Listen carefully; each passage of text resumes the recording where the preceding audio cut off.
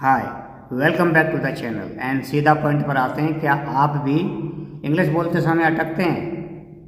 आज मैं आपको 4 स्टेप बताऊंगा जिनसे आप कुछ ही समय में इन ए शॉर्ट वाइल अपनी फ्लुएंसी को नेक्स्ट लेवल पर ले जा सकते हैं। तो let us begin. But before we begin, if you are new here, just like, share and subscribe to the channel. So let us begin. Tip number 1, vocabulary mastery. Word power, learning new words that are commonly used in day-to-day life. आप ज़्यादा से ज़्यादा verb सीखें. Make your word power, word knowledge better every day. रट्टा ना मारें. Collocations सीखें. Now what are collocations? Maybe collocation may be a new word for you. Collocation are fix word pairs. इसका हिंदी में अर्थ होता है शब्द सह प्रयोग या शब्दों का स्वाभाविक संयोजन, या ऐसे शब्दों का समूह होता है जो भाषा में कॉमनली एक साथ प्रयोग होते हैं। राइट? तो एग्जाम्पल की सहायता से समझते हैं। Let us take some example, जैसे make a decision, correct, but do a decision, decision correct, ये गलत है।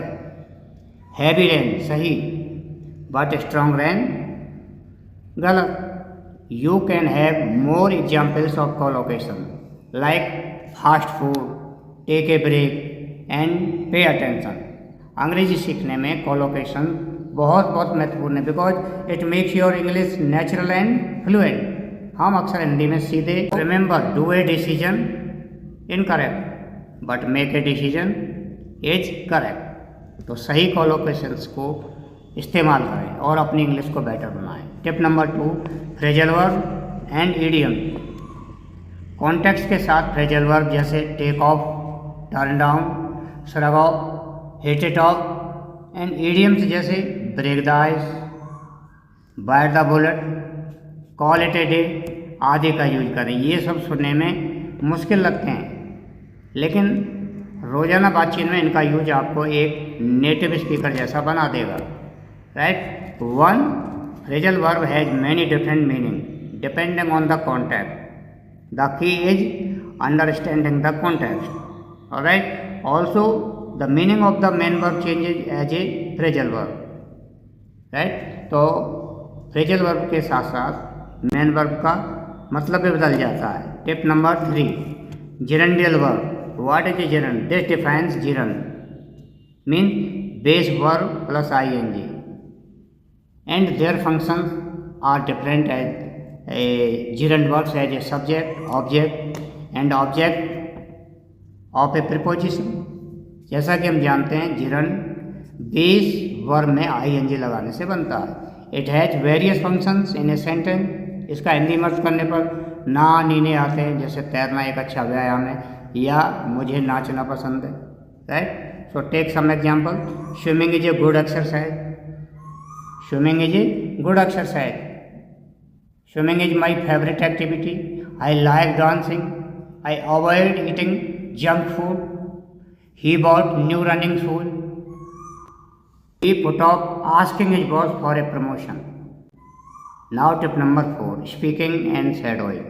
This section introduces the concept of connected speech, explaining how native speakers link sound and reduce words to speak more fluently. I mean, जैसा सुने वैसा बोले। बोलने की practice का सबसे बेस्ट तरीका है shadowing। वीडियो के साथ साथ बोलें ताकि आप सही रिदम और इंटोनेशन पकड़ सकें।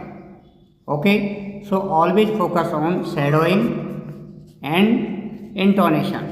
Intonation exercises. Try to copy rhythm, intonation, and correct pronunciation. So follow these tips and see the improvement for yourself. See you in the next video. If you liked it, like, share, and subscribe to the channel.